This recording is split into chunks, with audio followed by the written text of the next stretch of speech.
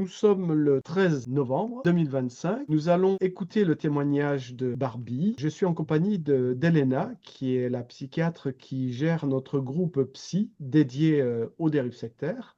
Barbie, on vous laisse la parole.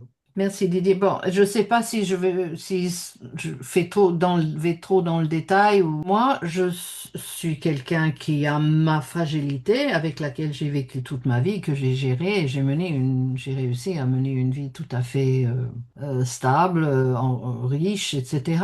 Mais j'avais des soucis avec mon fils que je gérais aussi, je pense, pas trop mal, hein, mais j'ai suivi les conseils d'une amie qui devait voir cette thérapeute et m'a conseillé d'aller la voir. Oh, peut-être qu'elle peut t'aider avec ton fils. Bon, je m'y suis présentée.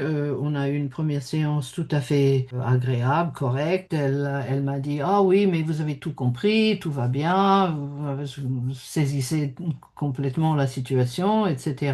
Et vous la maîtrisez. Bon, c'était fin 2020. C'était en pleine Covid. Mais à la fin, je ne sais pas pourquoi, on a décidé de reprendre rendez-vous. C'était pas désagréable de parler à quelqu'un, déjà, parce que je gardais tout pour moi en général. Et je la trouvais sympathique, intelligente, aimable, donc pourquoi pas. Donc on a refait un rendez-vous. Et là, j'ai commencé me sentir très mal à l'aise, mais ça venait de moi, hein. C'était pas forcément de sa part.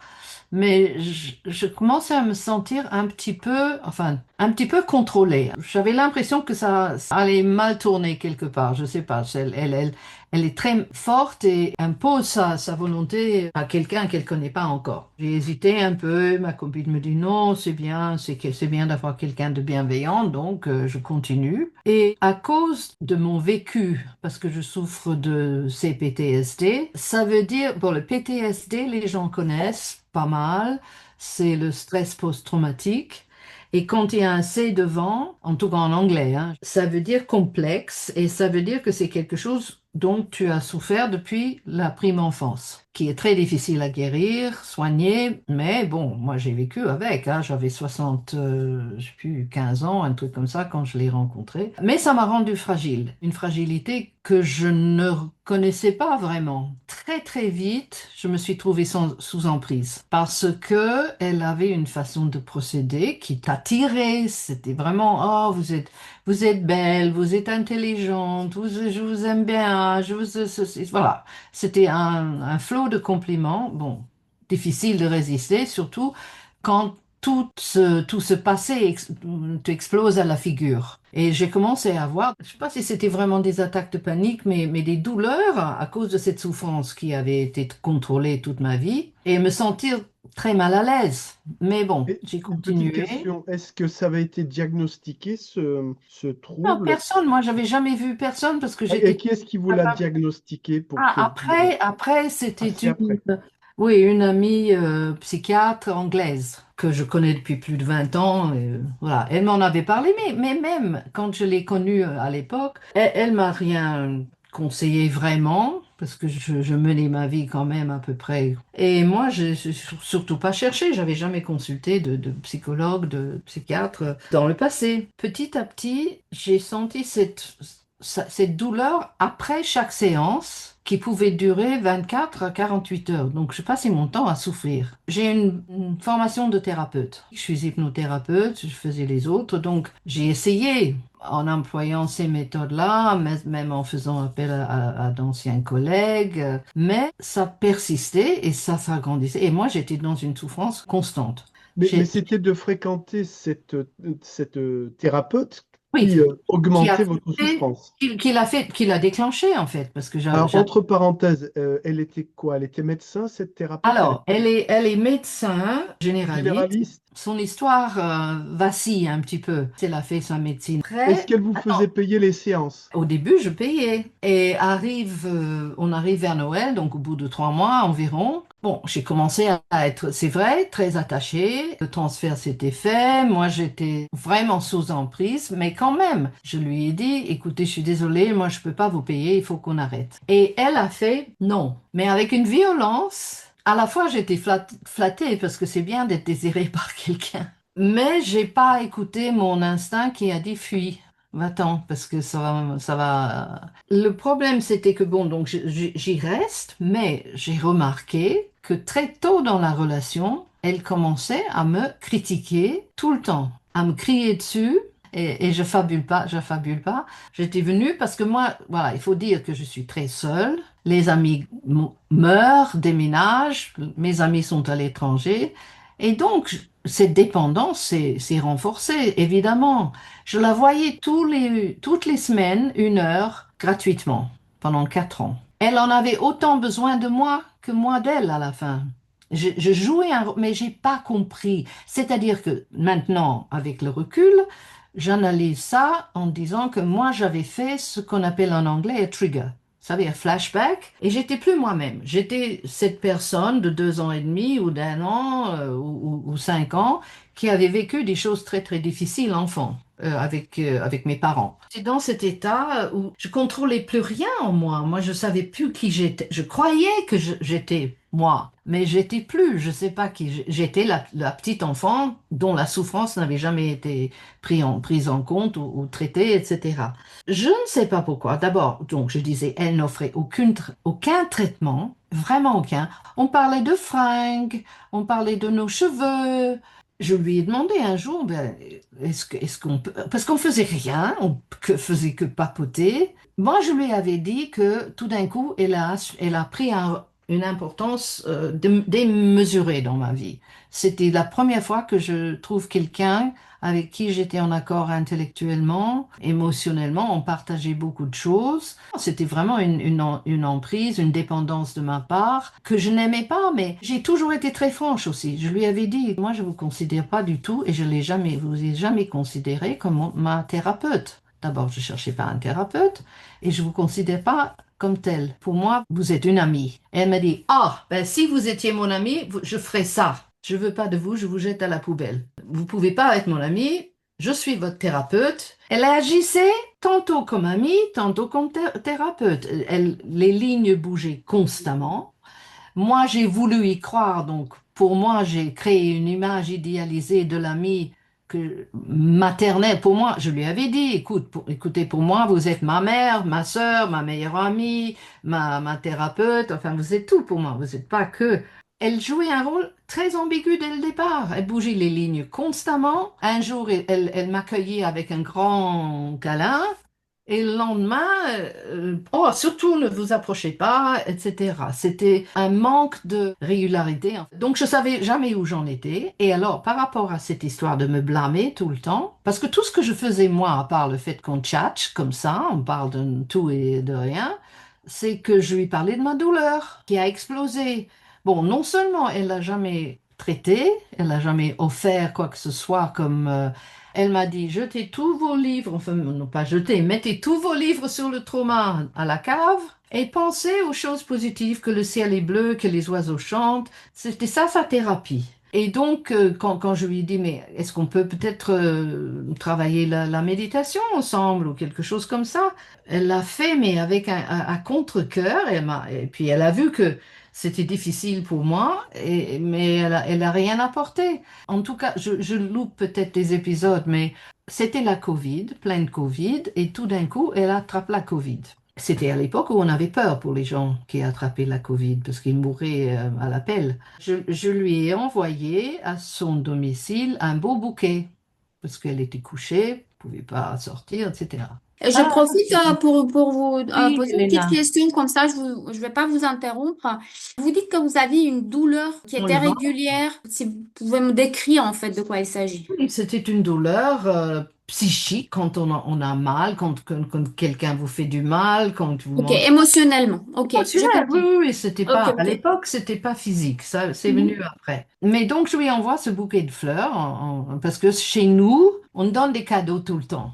Tu vas Mhm. voir quelqu'un, tu apportes une rose, ou bien on parlait beaucoup de littérature, de poésie qu'elle connaissait pas, même si elle parlait un anglais quasi parfait, elle connaissait pas tous ces auteurs. Donc, je lui ai apporté un petit un livre de poche, un truc comme ça.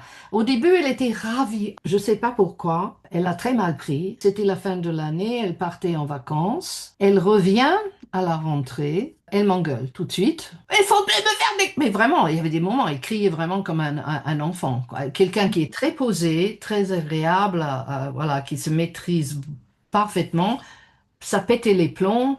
Faut plus me donner des cadeaux, faut plus me donner des cadeaux. Oh, vous m'avez, et elle m'a dit, c'est vous qui m'avez créé mon burn-out. Et rien que ça. Après, il y a eu la même chose plusieurs fois, mais là, c'était la première. Et moi qui l'aime et qui suis dépendante d'elle et qui veut surtout pas lui faire du mal, qui essaie de lui être agréable, j'étais complètement perdue. Et ce qu'il faut savoir, c'est que cette même année, elle avait perdu son père, elle était malade du Covid 2 fois, elle déménageait et l'une de ses filles avait eu un grave accident. Ça bouge tout le temps et on ne sait pas pourquoi, mais dans ce cas-là, elle n'aurait pas peut-être pu trouver l'explication et ça arrive à chaque fois qu'elle a un problème professionnel. Quand elle est sous pression, elle me crie dessus. Parce qu'elle avait son but dans la vie, c'est de se faire connaître.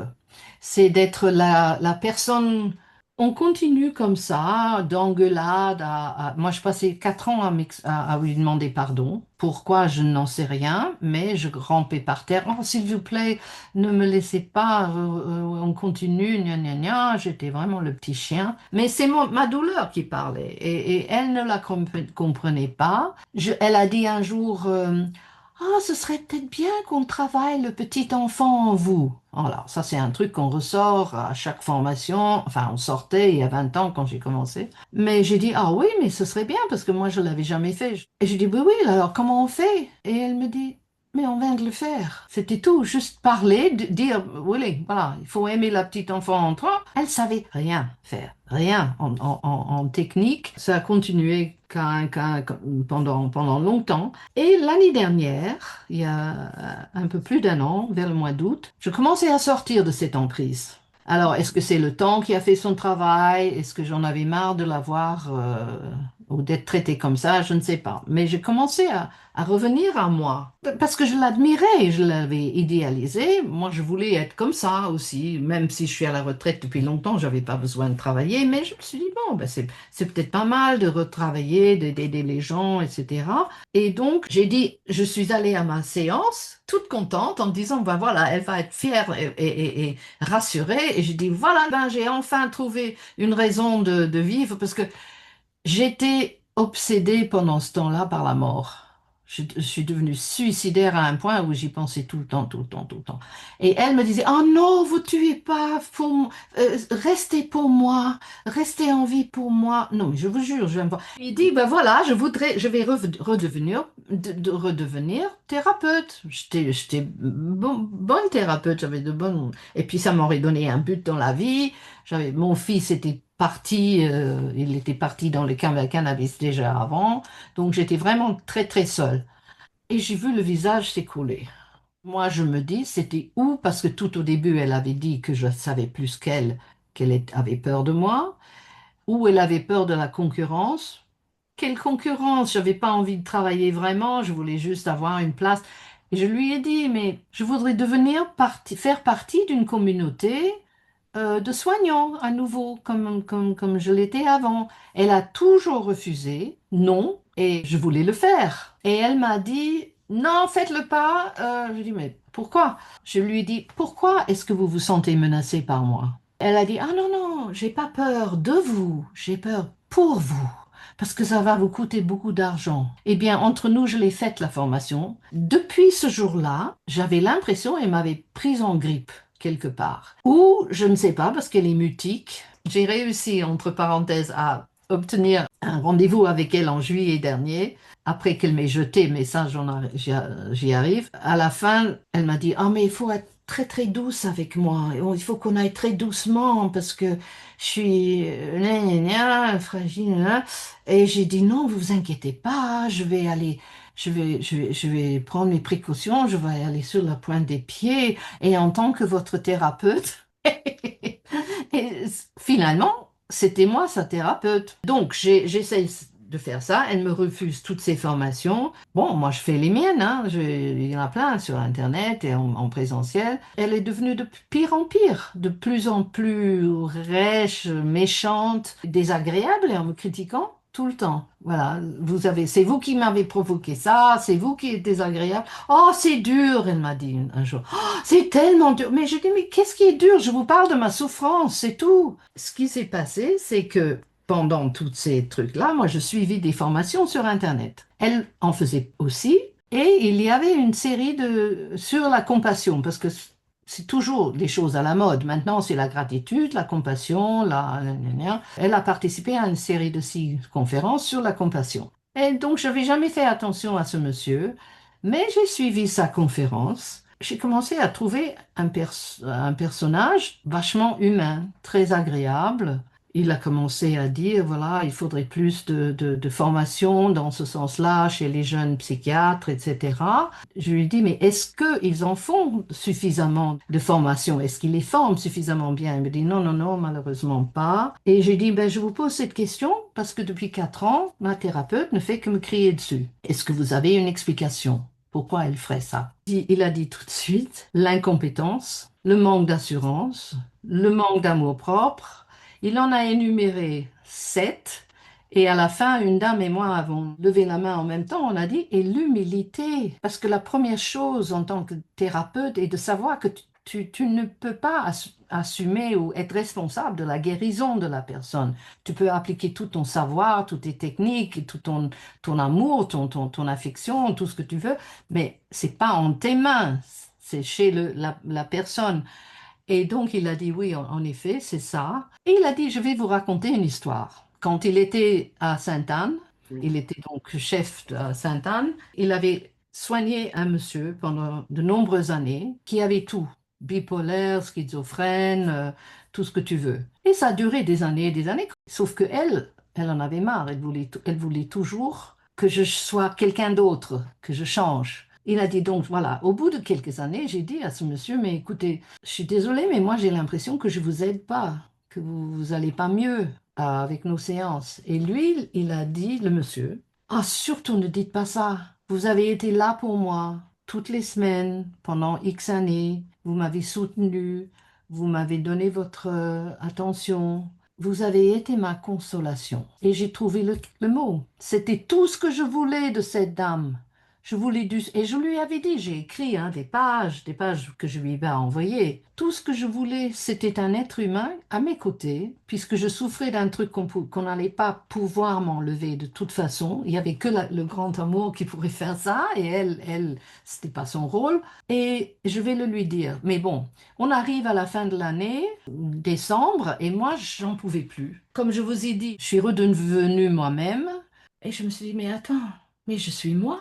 De nouveau, je suis pas cette boule de peine, de douleur, de folie, Je suis moi. Je lui ai dit, moi, il me faut, s'il vous plaît, je voudrais faire à Noël 3 semaines, 2, 3 semaines d'une retraite silencieuse d'autocompassion, puisque c'était le mot à la mode. Mais bon, je voulais prendre soin de moi et me retrouver. Moi. Et elle dit, ah, mais c'est une très bonne idée, hein, c'est formidable. Et tout de suite, elle me donne encore 2 rendez-vous. Je dis, mais attends, elle n'écoute pas ce que je dis que je veux être seule, que je veux parler à personne. Mais bon, je prends les rendez-vous, je ne vais pas chercher la bagarre. Et au bout d'une semaine, c'était pas assez. Moi, j'avais besoin de plus de temps pour me retrouver, me recentrer. Donc, je lui ai écrit, excusez-moi, mais je me sens pas prête à reprendre. Et elle m'écrit, oh non, je suis avec vous. Vous êtes formidable. Vous êtes une personne extraordinaire. Quelle force mentale, quelle force de l'esprit.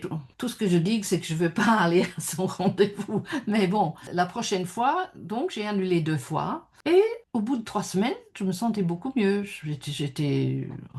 Voilà, j'étais redevenue moi, contrôle de ma vie, de mes pensées, de mes émotions. Et je lui ai dit, mais elle était devenue essentielle dans ma vie, comme être humain, comme une amie, comme ce que j'avais dit dès le départ. C'était une présence aimable, quand elle ne me criait pas dessus, et nécessaire, parce que dans la solitude, c'est insupportable. Plus on vieillit en plus. Je lui ai écrit un petit mot, ben voilà, ça a été un long chemin, c'était difficile, j'ai beaucoup travaillé sur moi, mais maintenant je me sens prête à revenir, pas comme avant, pas avec cette intensité-là, parce que j'en avais marre toutes les semaines aussi. Comme j'avais rien à dire, je parlais encore plus de ma douleur. Donc, évidemment, elle en avait marre et moi j'en avais marre.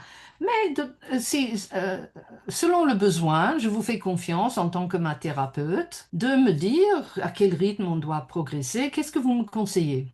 Eh bien, rien, pas de réponse. Et je me suis dit, ah oui, ben, elle doit être très occupée parce qu'elle monte son institut là, etc.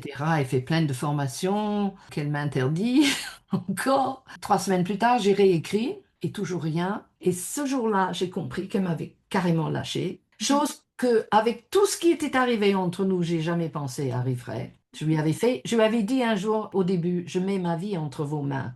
Je vous fais confiance. Et j'ai eu comme une dague, vous avez parlé de la douleur physique. J'ai eu comme une dague dans le ventre, une douleur insupportable. C'était en janvier. Et tout de suite, toute une flopée d'infections graves. J'ai eu un œil comme ça, après j'ai eu un CBC là, après j'ai eu une infection intestinale. Chaque infection durait à peu près un mois, ce qui fait que intestinal, après pulmonaire, après ça redevenait intestinal, ça redevenait... J'étais finie. Elle m'a détruite. Physiquement, j'étais détruite. Je ne pouvais pas me lever. Je me levais 3 jours à la fin du mois et le lendemain, il y avait une nouvelle maladie. Physiquement, je suis restée couchée jusqu'à début novembre à peu près, quand on a commencé à communiquer, Didier. Et évidemment, j'allais pas lui débiter tout ça, parce que ça ne servait à rien. Elle m'a lâché, elle m'a lâché, elle m'a jeté, elle m'a piétiné, voilà, elle s'est débarrassée de moi parce que juste avant ça, elle a écrit son dernier livre. Je la voyais de temps en temps en présentiel. Je suis allée la voir avec le livre. Et elle était mauvaise, mais alors elle aurait pu me tuer de colère. On était assises en face à face, et elle me disait, oh, mais c'est affreux, c'est affreux. Je prenais les mains, je dis, mais écoutez, je suis désolée, excusez-moi. Je savais toujours pas pourquoi, mais pardonnez-moi, je suis désolée de vous avoir fait du mal. Oui, mais c'est affreux, c'est juste, c'est insupportable. Et je redemande pardon, excusez-moi, la dernière chose que je voudrais, c'est de vous faire du mal. Elle recommence une troisième fois, et j'ai redit, excusez-moi, mais j'ai tellement d'affection pour vous. Et elle m'a physiquement jeté les mains, comme ça, poussé les bras en l'air. Elle dit, c'est affreux. Suite à quoi, j'ai essayé de calmer le jeu. J'étais pas prête encore. J'avais pas fait ma petite retraite. J'étais encore sous emprise totale. Donc, je lui apporte le livre en partant et je lui dis, est-ce que vous voulez bien me faire une dédicace? Elle m'écrit, ma chère Barbie, lisez pour que nous puissions continuer et prendre le bon chemin ensemble. With love. C'était un mot qu'elle employait jamais et moi je faisais attention de ne pas le faire non plus. On n'était pas amoureuses, il n'y avait rien de romantique, de sexuel et tout ça. C'était juste une. Moi j'avais besoin d'une maman, hein, quoi. Et je lui disais tout le temps, j'ai 2 ans et demi. Est-ce que vous pouvez peut-être en tenir compte quand vous me parlez? Ou quand vous exigez un comportement dont je suis incapable. Je suis un bébé là, devant vous, je suis dans mon landau. Un jour, j'avais eu une abréaction dans la rue et je l'ai appelée fort dans la rue parce que j'avais besoin de ma maman. Et c'était elle, ma maman. Bon. Donc, elle m'écrit ça, with love. Ah oui, elle disait toujours, oh mais c'est dur, oh c'est très dur. Moi, j'ai rien compris à ce qui était très dur. Tu as une femme devant toi qui souffre, t'es censé l'aider, tu fais rien, mais qu'est-ce qui est dur là-dedans? Je pense que, en effet, elle vivait quelque chose de personnel à travers moi. Et est-ce que c'était avec sa propre mère ou juste sa problématique à elle? Mais c'était pas ma souffrance et elle ne faisait rien pour la traiter. C'est passé comme ça, moi, au lit, 6 mois. Au bout de 6 mois, j'en pouvais plus. J'avais rédigé des lettres que j'ai jamais envoyées. J'ai tout pris sur moi. Je lui ai écrit en disant, j'ai compris, je suis désolée, j'aurais jamais dû dire ça, j'aurais jamais dû faire ça, tout pour l'apaiser et essayer de reprendre un dialogue quand même, ou qu'elle reconnaisse mon existence. Parce que pour elle et pour moi, je n'existais plus, j'étais rien, j'étais ça qu'elle voulait mettre à la poubelle. Donc j'ai réussi et j'ai dit, écoutez, je voudrais vous faire part de choses dont je me suis rendu compte, ça va peut-être vous apporter un peu de réconfort comme quoi je suis vraiment sa thérapeute. Est-ce qu'on peut se voir? Donc on s'est vu en juillet et on a eu cette conversation où elle me disait, voilà, son excuse, elle a un manque de transparence, un manque de lucidité en elle, dingue. Elle me dit, ah oui, mais je voulais vous aider. Et quand j'ai pas pu vous aider, je pouvais plus vous parler. Donc tu détruis quelqu'un parce que tu as peur de parler. Ben, écris, mais ne fais pas comme s'il n'existait plus. Elle connaissait mon histoire de rejet, d'abandon, d'abus sexuels, d'abus émotionnels de la part de ma propre mère et mon père. Tu fais ça à quelqu'un qui a une petite vie facile, ça les affecte moins. Et donc, en juillet, j'ai réussi. C'est là où j'ai sorti le fameux truc que j'étais sa thérapeute. Je suis censée avoir un nouveau rendez-vous avec elle là, parce que j'avais oublié ce que je voulais lui raconter. C'est ce qu'a dit Christophe André sur la consolation. De toute façon, une relation quelconque ou normale est hors question. Je suis un peu comme ça, je sais pas trop.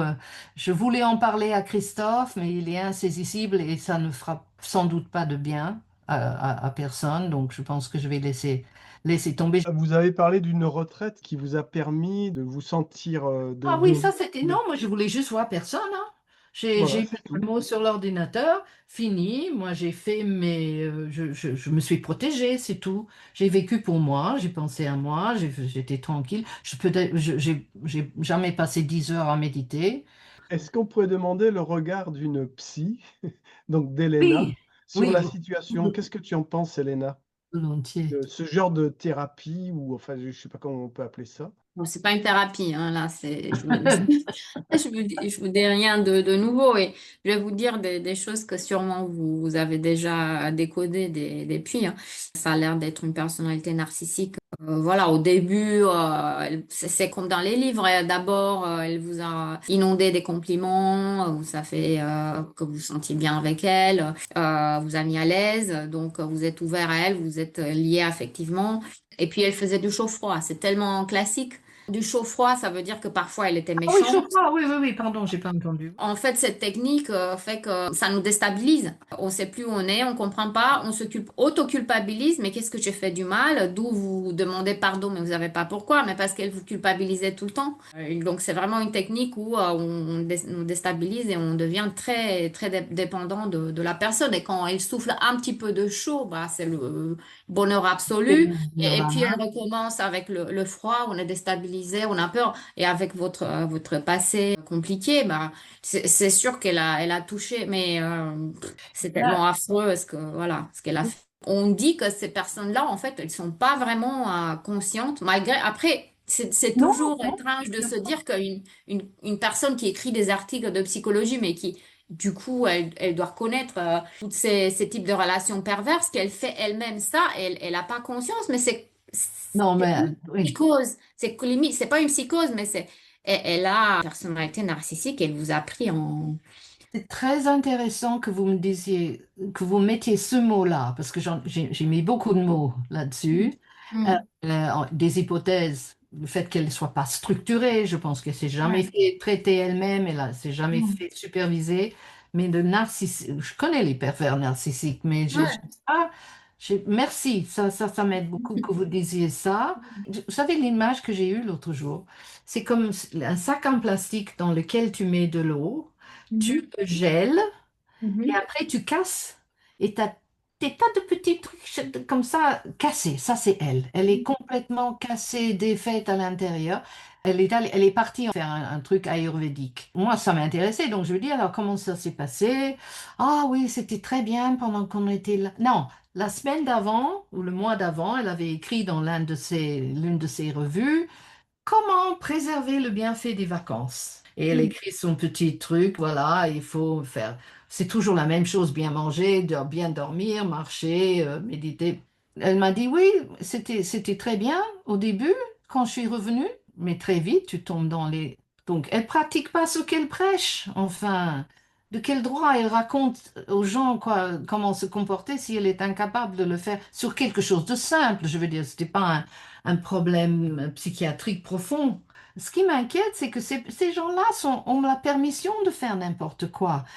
Il faut que, moi, je veux bien être soldate hein, et lutter pour qu'il y ait une véritable, je ne sais pas sous quelle forme, hein, c'est pas mon domaine, mais je peux réfléchir et je suis sûre que vous y avez réfléchi aussi. Comment faire pour soumettre ces gens-là à une obligation, les empêcher de dire n'importe quoi et de se faire surveiller quand même. Elle est dans la nature, c'est elle la reine, elle fait comme elle veut et elle a les salem aleik tout le temps de tout le monde. Ce qu'elle aime en fait, c'est son petit groupe. Quand elle fait une formation sur Internet, elle s'adresse toujours aux gens qui ont déjà travaillé avec elle. Oh, qu'est-ce que c'est sympa! Elle n'est pas normale. Et moi, je voudrais savoir, est-ce qu'on n'a pas un chemin par lequel on peut atteindre les autorités et leur faire prendre conscience du fait que ces gens-là font du mal. Je commence à faire une enquête autour de moi, mais tout le monde connaît quelqu'un ou deux personnes qui ont été touchées. J'ai même mis une page, mais ce n'est pas bien affiché sur Facebook, disant comment j'ai survécu à ma thérapie. Moi, j'ai passé 1 an au lit et 4 ans dans une souffrance épouvantable. Que j'ai payé ou pas, je veux dire, si j'avais payé, je serais peut-être partie plus vite en plus. Et ça faisait partie du projet. Mais qu'est-ce qu'on peut faire concrètement? Moi, je suis quelqu'un de pragmatique. Il n'y a pas d'ordre des psychologues ni des Mais psychothérapeutes. elle est médecin. Elle est Ah, et les médecin, et médecins, par contre, oui. Ouais. en tant que médecin, elle a le droit de faire ce qu'elle veut. C'est ça mon propos. Hmm. Mais c'est pas possible. Ah non, Voilà, mais il y a un il suffit code de pas d'être déontologie. Il y a un code de... il faut commencer. Écoutez, la France, qui est un pays qui a tellement de règles et de règlements, il est incapable de se rendre compte du désastre, des dommages que font des personnes comme ça. C'est pas elle est sûrement pas la seule. Elle est vachement dangereuse parce qu'elle est partout. Elle est connue partout. Elle travaille à sa propre renommée. Voilà, moi, j'ai 79 ans, hein, j'ai perdu 1 an de ma vie malade et je le suis toujours. Qu'est-ce qu'on peut faire? Alors, Il y a pas... justement, Parce que bonne la ne question. fait rien. Parce Hein. que Chantal m'a dit, elle est aussi fâchée et en colère que moi. Elle m'a dit qu'on peut rien faire. Alors, c'est vrai que juridiquement, on peut rien faire parce qu'elle est borderline au point de vue de sa pratique. C'est très difficile de faire la démonstration, surtout si les gens sont pas Non, mis. j'ai 200 vidéos Oui, de... non, mais même, Non, je rigole, je c'est plus rigole. compliqué que ça, le droit. Je sais. Et- mais par contre, ce que l'on peut faire, et c'est ce qu'on fait là, c'est faire un podcast déjà. C'est une première chose. C'est prévenir le public qu'il y a parfois des psychothérapies qui peuvent être désastreuses, qui sont dangereuses, et dont les principes ressemblent assez bien à ceux qu'on peut retrouver dans les relations adeptes-gourous. Hein. Oui, oui, oui, oui, oui, oui, oui, tout à fait, je Donc, suis c'est bien d'en parler pour le rappeler parce que les gens ils se disent oh, bah, on m'a pas parlé de religion ni de choses comme ça, donc je suis pas concerné, il n'y a pas de problème. Mais il peut y avoir des problèmes aussi en dehors du religieux.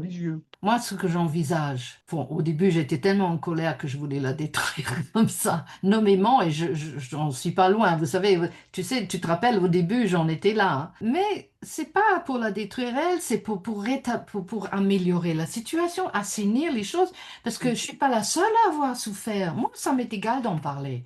J'ai plus de lien avec elle. Si elle veut plus de moi, tant pis ou tant mieux pour elle. Qu'il y a des gens qui ont terminé à l'hôpital. Moi, ça fait 3 fois qu'on veut m'hospitaliser tellement je souffrais. Parce qu'il faut pas croire qu'il y a des solutions. Moi, je supporte pas les antidépresseurs déjà.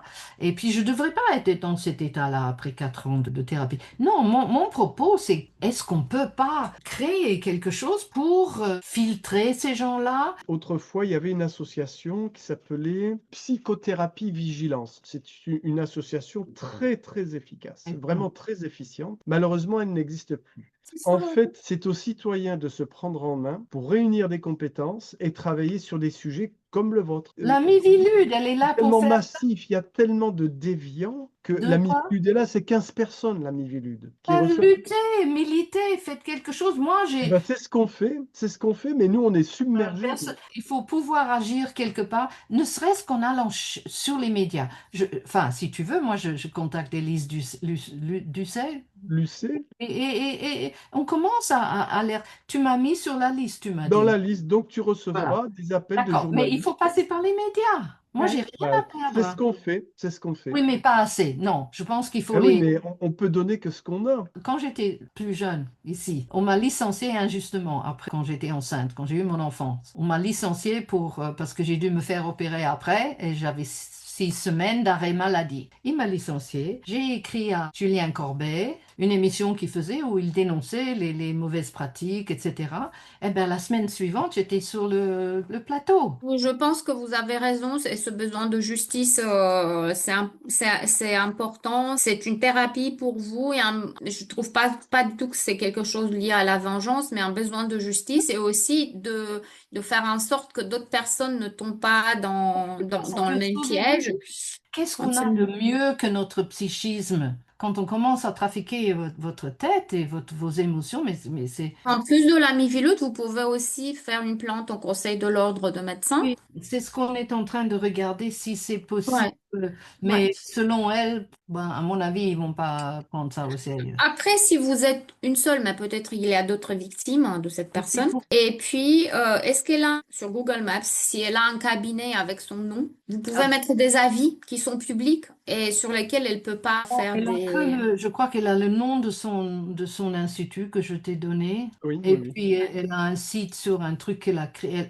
Si c'est juste un blog à elle ou un site à elle, là, vous pouvez rien faire, mais regardez Google Maps, tapez son nom et peut-être elle a un cabinet avec son nom dessus et là, vous pouvez mettre un commentaire et que tout le monde peut le voir. Ben, ça m'étonnerait beaucoup parce qu'elle se protège quand Une même. autre chose que Didier probablement vous l'a dit, que si vous commencez à l'attaquer et publiquement elle le sait, soyez préparés qu'elle puisse riposter et vous attaquer en justice, diffamation et Bien tout ça, sûr. Et parce non, que non, c'est ça, je vais vraiment pas très cacher typique de les. ces personnes-là. Ouais. Ouais, ouais, sûrement. C'est pour ça que ce serait mieux que je, Mm. je puisse contacter un journaliste. Moi, j'allais même écrire aux journaux, aux revues pour lesquelles elle écrit en disant, mais pourquoi vous parlez tout le temps du côté positif? Pourquoi vous faites jamais un article sur les mauvais psy et les mauvaises thérapies, entre guillemets? Mm. Pas encore osé faire ça.